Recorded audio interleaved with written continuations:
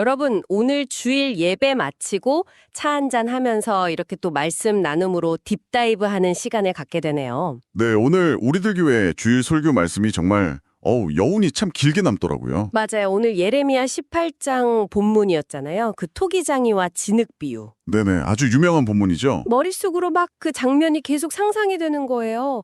흙먼지 날리는 그 낡은 작업장에서 물레가 빙글빙글 돌아가고. 장인의 손길에 따라서 진흙이 막 아름다운 그릇으로 빚어지는 그 장면이요. 네, 그런데 그렇게 완벽하게 모양을 갖춰가다가 갑자기 퍽 하고 진흙이 사방으로 튀면서 무너져 내리는 거죠. 아, 그 퍽하고 터지는 순간, 진짜 일상에서 우리가 많이 겪는 순간이잖아요. 그니까요. 보통 일반적인 작업장이라면 그렇게 터져버린 흉측한 흙덩어리는 그냥 쓰레기통으로 직행하지 않겠어요? 10중 8구는 버려지겠죠. 쓸모가 없어졌으니까요. 그런데 오늘 우리가 들은 2500년 전의 말씀은 전혀 다른 이야기를 하더라고요. 맞습니다. 그래서 오늘 이 비유가 현대인들의 삶에 특히 막 내 인생이 방금 그 진흙처럼 퍽하고 터져버렸다고 느끼시는 분들에게 어떤 의미를 던지는지 깊이 파헤쳐보는 게 우리의 미션입니다. 네, 진짜 오늘 예배당 나오면서 많은 분들이 비슷한 생각 하셨을 것 같아요. 오늘 목사님이 그 비유의 배경이 되는 지리적인 상황을 쭉 설명해 주셨잖아요. 아, 네. 그 지리적 배경이 아주 중요한 포인트였죠. 예루살렘의 시온산, 그러니까 약간 우리나라로 치면 경주의 토암산 꼭대기 같은 그런 높은 곳에 예레미야가 있었는데 네네. 하나님이 굳이 저기 아래 흰놈의 골짜기에 있는 토기장의 집으로 내려가라 이렇게 말씀하십니다. 그렇죠. 그냥 상 위에서 말씀하셔도 다 알아들을 텐데 말이죠. 제 말이요.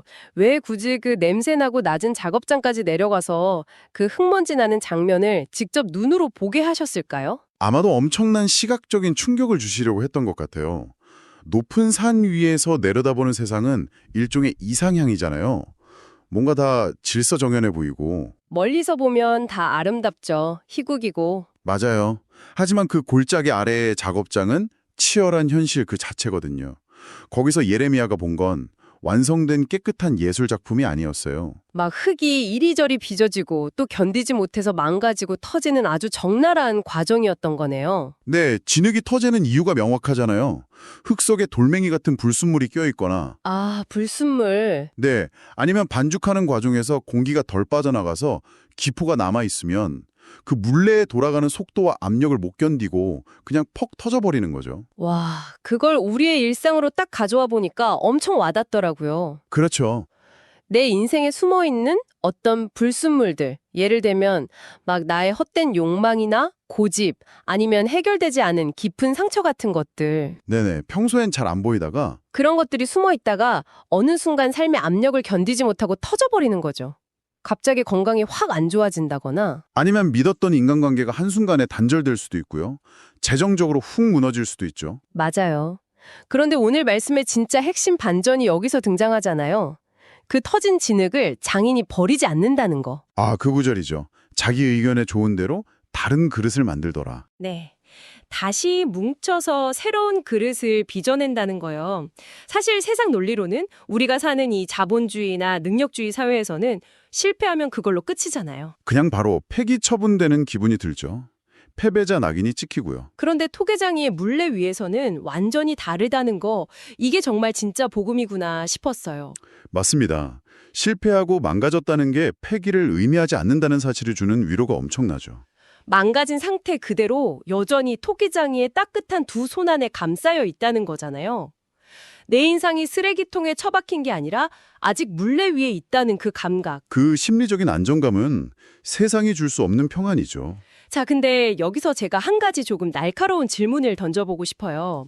오늘 설교에서 목사님이 하나님의 주권을 엄청 강조하셨거든요. 네, 모든 것이 하나님의 통치와 뜻 아래에 있다는 신학적 개념이죠. 진흙이 토기장의 손에 있듯이요. 바로 그 지점입니다. 만약 우리가 진흙이고 하나님이 토기장이라면 약간 이런 핑계가 생기지 않나요? 어차피 내가 폭 터져도 그분이 알아서 다시 다 빚어주실 텐데. 아, 내가 굳이 뭐 애쓸 필요 있나 이렇게요? 네, 내가 굳이 내 안에 불순물을 빼려고 막 힘들게 노력하거나 회개할 필요 없이 그냥 가만히 누워있으면 알아서 좋은 대로 만들어 주시겠지. 어차피 일어날 일은 일어난다. 알아서 해주시겠지. 그렇죠. 자칫하면 이게 일종의 숙명론이나 운명론으로 빠지게 딱 좋겠다는 생각이 들더라고요. 와, 이거 진짜 중요한 포인트 짚으셨습니다. 사실 신앙생활 오래 하신 분들조차도 이 하나님의 주권과 숙명론을 오해하고 헷갈리는 경우가 진짜 많거든요. 그냥 팔짱 끼고 방관하는 거죠. 하나님이 다 하시겠지 하면서. 맞아요. 그런데 오늘 말씀에서 이 둘의 차이를 아주 명확하게 갈라주셨죠. 성경에 말하는 건 기계적인 숙명론이 아니라 언약의 관계라는 겁니다. 언약에는 반드시 사람의 순종과 관계가 포함된다고 하신 그 부분이죠. 정확합니다. 숙명론은 사람의 무슨 짓을 하든 그냥 정해진 결론대로 굴러가는 거예요. 인격적인 교감이 없죠. 네네. 하지만 언약은 다릅니다. 하나님의 주권적인 큰 계획이 있지만 그게 내 현실에서 기적으로 이루어지려면 반드시 사람의 순종이라는 매개체가 필요하다는 거죠. 아, 그래서 오늘 설교에서 요한복음의 그 가나의 혼인잔치 에피소드를 인용하신 거군요. 네, 그 비유가 이 언약과 순종의 관계를 완벽하게 설명해 주잖아요. 잔치집에 포도주가 딱 떨어졌을 때 예수님이 물을 포도주로 바꾸신 기적 말이죠. 사실 하인들 입장에서 상상해보면 진짜 당황스러운 시츄에이션이거든요. 기가 막히죠. 당장 마실 포도주가 없어서 난리가 났는데 정결 예식에 쓰는 그 큰 도랑아리에 맹물을 채우라고 하시니까요. 게다가 그걸 떠서 연회장한테 갖다 달라니요. 진짜 황당한 명령이죠. 만약 하인들이 숙명론자였다면 어차피 능력 있는 예수님이 알아서 짠 하고 포도주 만드시겠지. 뭐하러 무겁게 이 맹물을 떠다 날라 하고 가만히 있었을 거예요. 혹은 머리로 막 계산을 했겠죠. 맹물 가져다 주면 연회장한테 뺨 맞을 텐데 이건 논리적으로 안 맞는다, 못합니다 하고 거부했을 수도 있고요. 하지만 하인들은 굳이 고집 부리지 않고 순종했습니다. 그 무거운 물을 채우고 굳이 그걸 떠서 나르는 수고를 감당한 거죠. 네. 기적을 일으키신 분은 분명 예수님이지만 그 은혜의 비밀을 가장 먼저, 가장 가까이서 누린 사람은 팔짱 끼고 있던 방관자가 아니라 직접 물을 떠온 하인들이었죠. 아, 진짜 찌릿하네요. 물 떠온 하인들만 알더라. 오늘 다니엘의 기도 이야기 꺼내셨을 때도 맥락이 확 통하더라고요. 네, 다니엘이 예레미야의 예언서를 읽다가 깨닫는 장면이죠. 아, 우리의 민족의 포로 생활이 70년 만에 끝나겠구나 하고 하나님의 계획을 딱 알게 되잖아요. 그렇죠. 때가 찼다는 걸 안 거죠. 만약 다니엘이 숙명론에 빠져 있었다면 그냥 달력 보면서 이제 곧 집에 가겠네? 짐 싸자! 이러고 룰루랄라 기다렸겠죠. 네, 어차피 하나님이 알아서 해방시켜 주실 텐데 하면서요. 근데 다니엘은 베옷을 입고 재를 덮어쓰면서 엎드려 금식 기도를 시작합니다. 가만히 구경한 게 아니라 그 언약이 이루어지도록 기도로 동참한 거잖아요. 바로 그겁니다. 우리 삶에 적용해봐도 똑같아요. 내 인생에 진흙이 막 터져서 억만증창이 됐을 때 그냥 멍하니 남들 간증이나 구경하면서 하나님이 고쳐주시겠지 하는 사람은 숙명론자입니다. 아, 구경꾼으로 남는 거네요. 반면에 그 터진 자리에서 내 안의 완악함과 불순물을 인정하고 오늘 내가 감당해야 할 순종의 물을 묵묵히 따나르는 사람, 그 사람이 바로 언약의 백성인 거죠. 진짜 토기장이가 흙을 빚으시지만 그 흙이 스스로 불순물을 내어놓으면서 부드러워지려는 순종을 보일 때 가장 아름다운 작품이 탄생하는 거네요. 너무 좋은 표현입니다. 자, 그럼 논리적으로 당연히 다음 질문이 생겨요. 순종이 이렇게 중요하고 돌이키기만 하면 하나님이 재앙도 거두어 주신다고 약속하셨는데 당시 유다 백성들은 대체 왜 그렇게 엇나갔던 걸까요? 그들도 재앙보다는 당연히 축복을 받고 싶었겠죠? 바보가 아닌 이상 그렇잖아요. 근데 왜 그렇게 끝까지 고집을 부렸을까? 오늘 설교 본문에 등장한 자연과 인간의 대조가 그 이유를 아주 뼈 때리게 설명해 줍니다.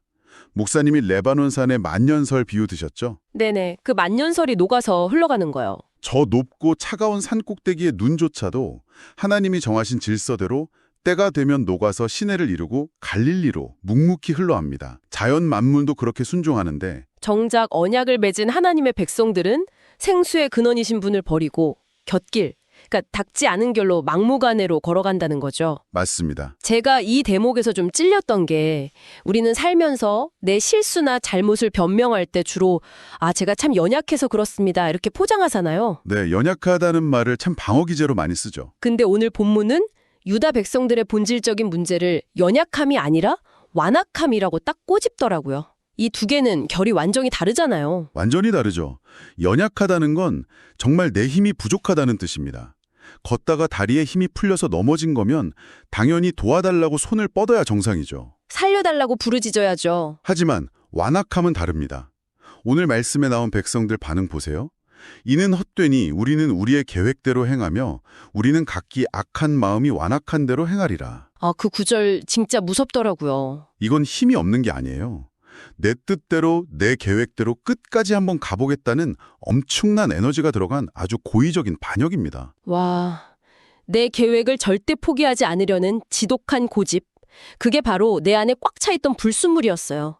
그러니 물레 위에서 돌아가다가 공기층이 팽창해서 퍽 터질 수밖에요. 네, 스스로 압력을 자초한 거죠. 그런데 이 백성들의 완악함이 그냥 고집에서 안 끝나고 자신들한테 경고하는 예레미야를 핍박하는 데까지 가잖아요. 이 태도가 진짜 압권이었어요. 그들은 자기들한테 성전이 있고 율법이 있으니까 절대 안 망한다는 착각, 맹신에 빠져 있었거든요. 네. 그래서 예레미야가 너희 그렇게 가면 죽는다, 심판받는다고 경고하니까 오히려 우리가 혀로 그를 치자 이러면서 예레미야를 구덩이에 빠뜨리고 입을 막아버리려 하죠. 오늘 이 상황을 목사님이 화재 경보기로 비유해 주셨잖아요. 저 이 비유 듣고 진짜 무릎을 탁 쳤습니다. 아주 찰떡 같은 비유였죠. 우리가 건물에 있는데 불이 났어요. 그러면 화재 경보기가 막 미친 듯이 시끄럽게 울리잖아요.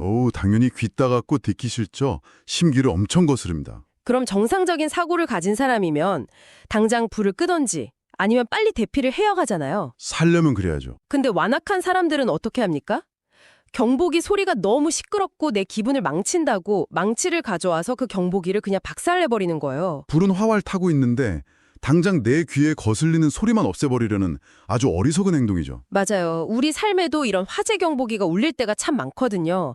옆에 있는 가족이나 친구가 해주는 뼈아픈 쓴소리일 수도 있고 내 양심이 찌르는 가책일 수도 있고요. 네, 아니면 오늘처럼 예배 자리에서 듣는 말씀일 수도 있죠.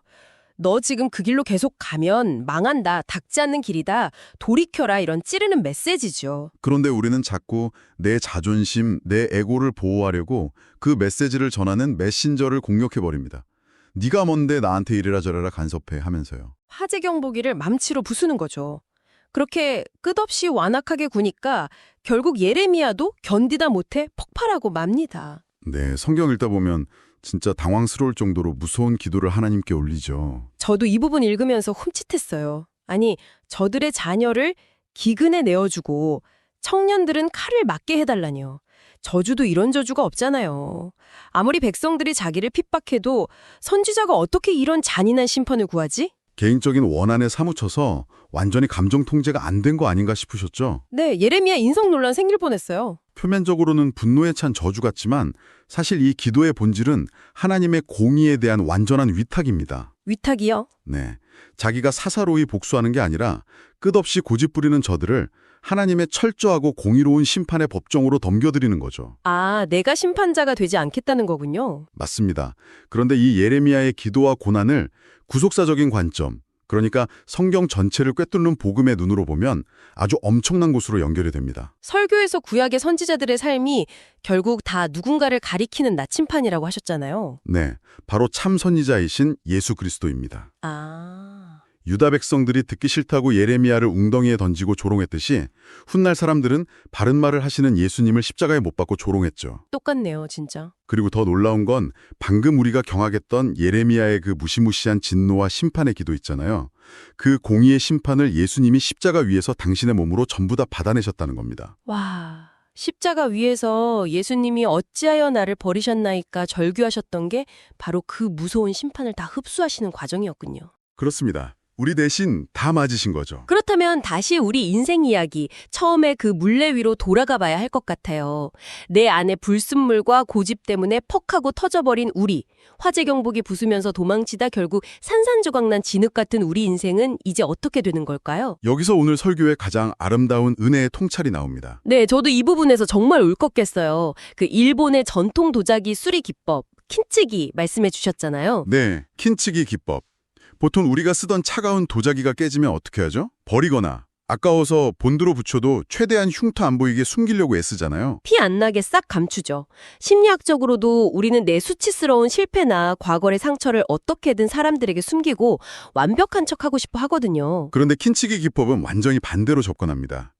깨진 조각을 다시 이어붙인 다음에 그 갈라진 틈새를 무려 진짜 금으로 메워버립니다. 상처를 숨기는 게 아니라 오히려 가장 눈에 띄는 금빛으로 강조를 해버리는 거네요. 네, 그렇게 수리된 도자기는 원래 멀쩡했던 것보다 비교할 수도 없이 엄청난 가치를 지닌 하나의 예술작품으로 재탄생합니다. 와, 이게 그냥 미학적인 지식이 아니라 십자가의 보혈이 우리 삶을 어떻게 회복시키는지를 너무 완벽하게 보여주는 비유 같아요. 그렇습니다. 하나님의 손 안에서 우리는 털었다고 버려지지 않아요. 토기장이신 하나님은 우리의 완악감 때문에 터져버린 그 조각들을 다시 모으십니다. 네네. 때로는 내 불순물을 태워 없애시려고 고난이라는 풀못불에 우리를 집어넣기도 하시죠. 그리고 그 깨어지고 갈라진 아픈 상처의 틈새마다 세상에서 가장 귀한 예수 그리스도의 보혈이라는 금을 꽉꽉 채워 넣으십니다. 진짜 아멘이네요. 이게 왜 우리한테 진짜 가슴 뛰는 희망이냐면요. 세상은 항상 내 이력서에 적힌 화려한 성공만 쓰임새로 쳐주잖아요. 그렇죠. 스펙만 보죠. 그런데 하나님 나라에서는 오히려 이 보혈로 회복된 상처가 가장 강력한 영적 스펙이 된다는 거잖아요. 맞습니다. 오늘 목사님이 결론부에서 강조하신 게 바로 그 지점이었죠. 네. 과거에 진짜 지우고 싶은 실수, 그 끔찍했던 터짐의 경험이 십자가 은혜로 킨치기처럼 메워지고 나면 그 상처가 곧 남을 살리는 사역의 방향이 된다고요. 아, 사역의 방향이 된다. 이혼의 아픔으로 산산조각 나본 사람이 보혈로 회복되면 똑같이 위기에 처한 다른 부부들을 살려내는 사명자가 되는 거고요. 자녀 문제로 진짜 억장이 무너져 내렸던 부모는 그 뚫린 가슴에 십자가 은혜가 채워질 때 비로소 방황하는 다음 세대를 넓게 품어내는 통로가 되는 겁니다. 자기가 제일 비참하게 터져서 뒹굴어봤기 때문에 지금 똑같이 물레 위에서 터져서 울고 있는 다른 진흙들의 마음을 누구보다 깊이 공감하고 끌어안을 수 있는 거네요. 바로 그겁니다. 내가 깨졌던 상처가 다른 사람을 치유하는 약재료가 되는 거죠. 내 인생의 가장 수치스러웠던 터짐이 오히려 영혼을 구원하는 가장 빛나는 금빛 흉터가 된다는 것. 와, 이게 복음의 능력이라는 사실이 새삼 벅차오릅니다. 우리 패배의식을 완전히 뒤집어 엎는 능력이죠. 그러니까 이제 우리가 해야 할 일은 정말 심플하고 명확해집니다. 내 자존심 보호하겠다고 화재 경보기를 망치로 부수던 그 완악한 손을 이제는 내려놓아야죠. 네. 그리고 나를 빚으시는 토기장의 하나님의 손에 내 삶을 완전히 맡겨드려야 합니다. 내 고집, 내 계획, 내 의견이 아니라 하나님의 의견에 좋은 대로 나를 다시 빚어주십시오 하고 엎드리는 것. 그것이 오늘 하루 물을 떠나르는 언약 백성들이 드려야 할 진정한 순종의 기도가 아닐까 싶습니다. 네, 맞습니다. 오늘 깊이 있게 나눈 이 말씀들이 그냥 머릿속 지식으로 끝나는 게 아니라 당장 내일부터 펼쳐질 여러분의 일상 속에서 실제적인 능력으로, 힘으로 작동하기를 소망합니다. 네, 오늘 묵상 너무 좋았습니다. 그래서 오늘 이 깊은 딥다이브를 마무리하면서 여러분께 한 가지 도발적이고 새로운 생각의 씨앗을 탁 던져드리고 싶어요. 오, 어떤 건가요? 우리가 지금까지는 내 인생이 터진 진흙 같다. 이런 관점에서 위로를 나눴잖아요. 그런데 시선을 180도 한번 돌려보는 겁니다. 네네. 혹시 당장 내일 아침 출근길이나 직장에서 아니면 가정에서 여러분을 진짜 짜증나게 하고 방금 말한 것처럼 막 화재 경보기를 부수들 막무가내로 행동하는 누군가를 만나게 되신다면 어떨까요? 상상만 해도 답답한데요. 속으로 저 사람은 왜 저렇게 뭐가 났지? 왜 저렇게 엉망진창이지 하고 정죄하기 딱 좋죠. 맞아요. 판단하기 쉽죠. 하지만 여러분, 오늘 나눈 이 말씀을 잊지 마시기 바랍니다. 어쩌면 그 사람 역시 버려진 쓰레기나 구제불능이 아니라 우리와 똑같이 토기장이의 물레 위에서 아직 빚어지고 있는 과정 중의 진흙일지도 모릅니다. 아, 과정 중의 진흙. 네, 나침반이 흔들리면서 북극을 찾아가듯이 그 사람들도 폭 터지고 다시 뭉쳐지는 그 치열한 과정 한가운데를 지금 통과하고 있는 중이라면 어떨까요? 와, 시선이 그렇게 바뀌면 내 옆에 사람을 대하는 태도가 완전히 달라지겠는데요? 나의 그 못난 터짐을 십자가의 보혈이라는 황금으로 메워주시는 하나님의 은혜를 우리가 안다면 내 곁에서 지금 막 퍽하고 터져버려서 흙투성이가 된 이웃을 향한 우리의 시선도 내일은 조금 더 따뜻하고 넉넉해질 수 있지 않을까요? 정말 깊이 공감합니다. 그들을 판단하기보다 토기장이의 긍휼한 마음으로 바라보게 되기를 바랍니다. 네, 여러분. 이 말씀을 붙들고 한 주간도 승리하십시오.